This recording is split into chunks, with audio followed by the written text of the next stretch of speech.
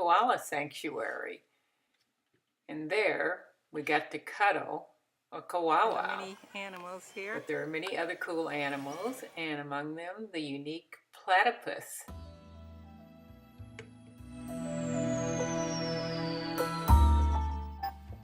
This was probably the best exhibit of platypus I've ever seen, where you could see it swimming and eating. And it's indoors, it's dark, so the platypus is in its natural environment this way, which is in a dark creek, so they're very hard to spot in the wild.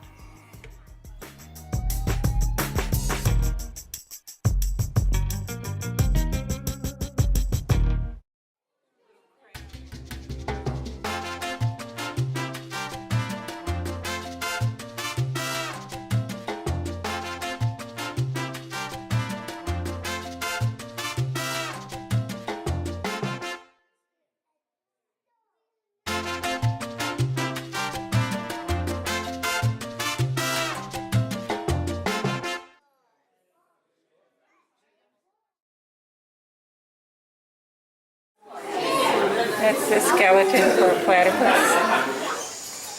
Yeah, dingo taking a nap. Colored differently if they're in the north or the south. Northern short dense gray fur, southern long dense brown fur. So this is the koala. Aww, they don't move a lot. They like gum trees. He is moving a wee bit there. Scratching.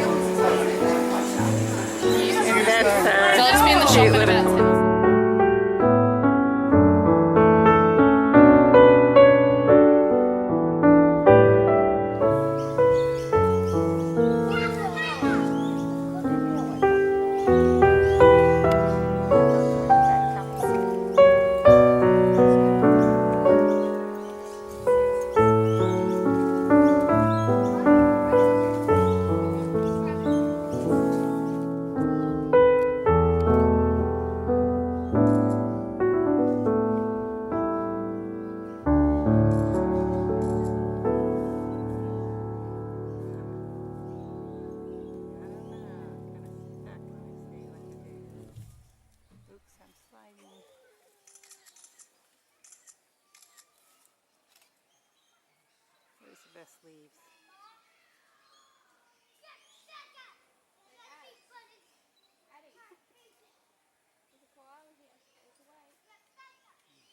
And a white koala, that's unusual.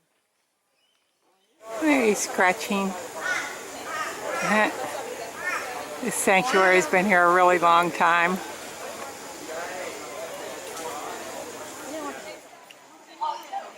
You don't usually see koalas moving around this much. These are more socialized too. Usually they sleep all day except for about 3 hours. I think he's kind of like, hey, I'm gonna get into a more comfy space. Yeah, it's unusual to get them moving. I think these move more than the tree koalas do. He's like, I'm gonna swing over to where these leaves are, and it's actually another moving koala.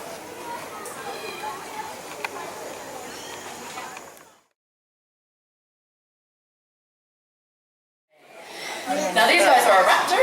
They're a very specialized bird of prey, so they have very strong, powerful feet. And you probably noticed she also has very large, sharp, curved talons. So they use those feet to catch and kill their prey often. And they also have a very poking beak. They use that to tear their prey apart, so rip pieces of flesh off. They are carnivores. They love their meat.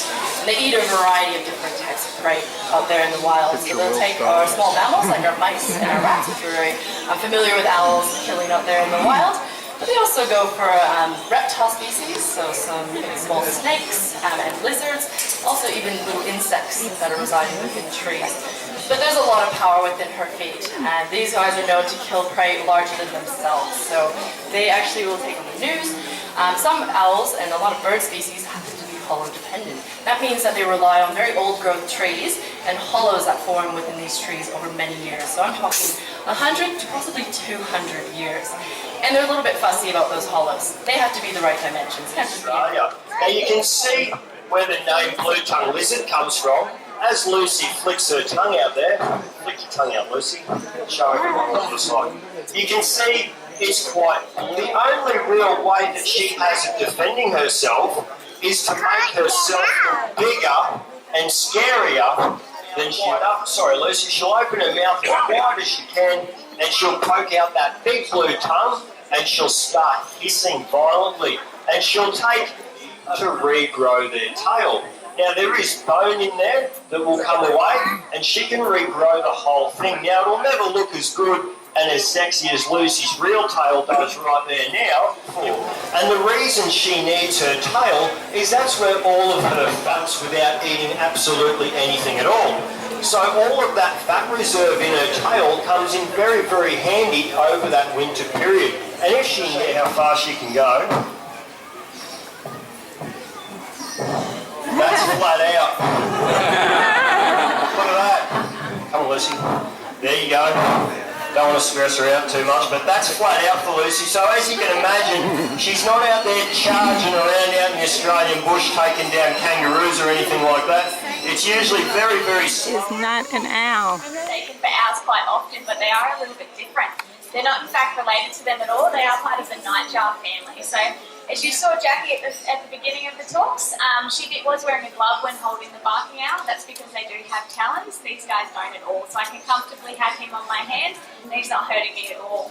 Now they do also have much wider beaks as well. So these guys do swallow their food whole. They don't rip it apart like owls do. Now tawnies are found all over Australia.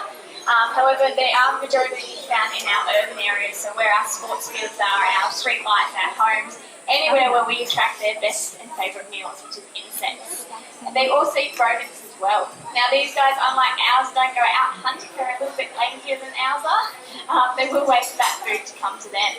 So with insects, they'll sit by a light. They will wait for those insects to fly around them. They sit very, very still on those branches and make themselves look like part of that branch. They're very good at camouflaging with all their feathers. Now, if any insects touch their feeding feathers, which are just here on top of their beak, he'll get a reaction, he'll swoop around, and he'll grab whatever's close to him. With mice or little rodents, these guys will actually pounce on the branch and capture that rodent and swallow it whole. So unlike our owls that go out, these guys would rather just sit and wait for their food. We can't lift you Lion up. foxes. Whoa. Proud black cockadoo. Pretty noisy guy. Hey, hi there. Hi there, Mr. Cockadoo. I love you, Cuckoo Girl. You're so cool. You're the coolest bird. Coolest bird ever. Yeah, you are. What about a wee? The first kookaburra I've seen. It's not going to look too good.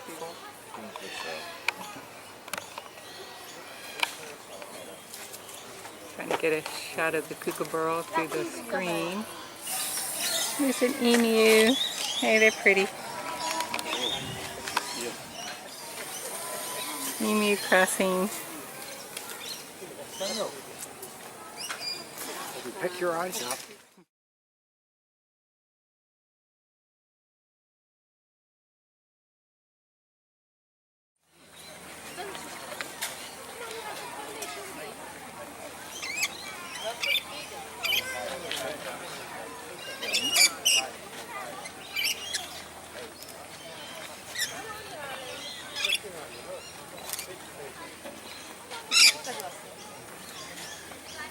여기는 한국 비둘기인데?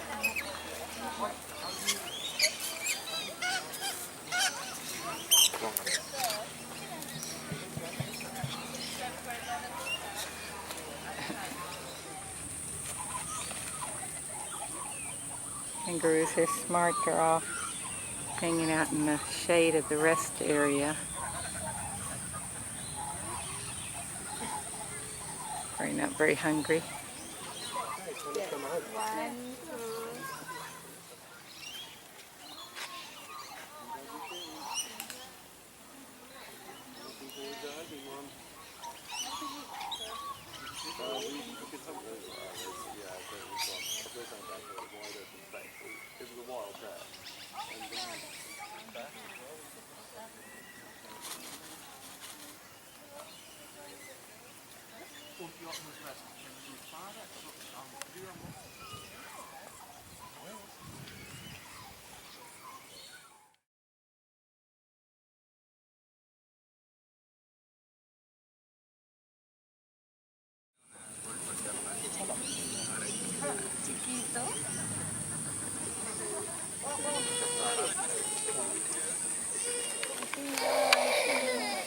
Here's the line feeding the kangaroos.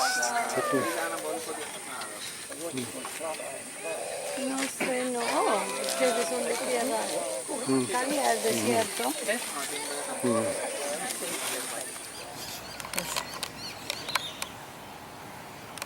Kangaroos are very hot in Brisbane. And that's crocodile freshwater. Crocodile. There's crocodile freshwater. Of course, they're camouflage. Just like the turtle underneath the crocodile. The monitors here, lace monitor.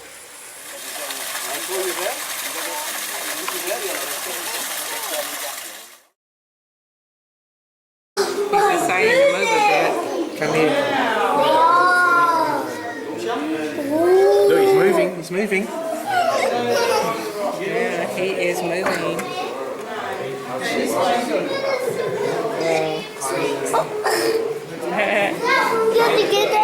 Eastern brown snake. Giant lizard and a second big lizard right over there. So we got two lizards.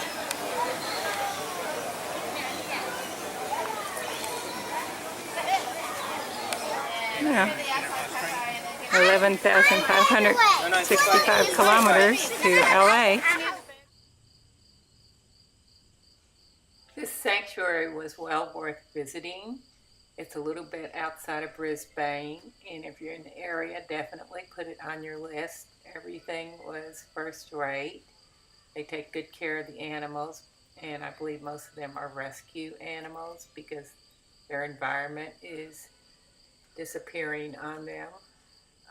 So this gives them a home to live, and by visiting, you help raise money to take care of them. And the animals all seem well fed and happy.